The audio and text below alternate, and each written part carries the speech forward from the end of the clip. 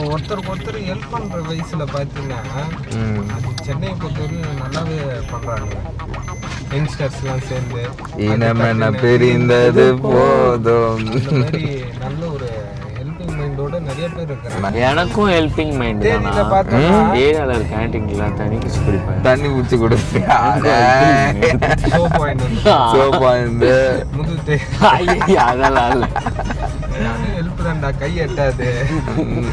அதெல்லாம் தவறான அது திடீர்னு கொசு கடிச்சா செஞ்சு விடுவா உனக்கு கால் பண்ணுவாங்கல்ல. மிளகாத்தூள் இவனே எல்லாத்துல அடிப்பான். என்னடா கொசு கொசு கொசு கொசு அப்படின்னுவான். கொசு அடி எப்படா சொல்லுவ? ஆண்டி கொசு ஆண்டி. இது ஆண்டி உங்க அம்மா ஆண்டி பாருடா ஆண்டி கொசுவா.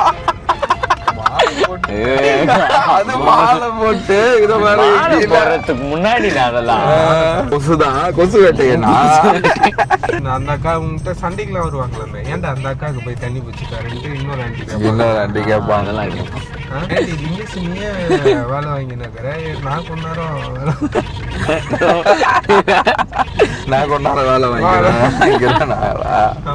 வேலை கண்டாவா லிங்கேஷ்.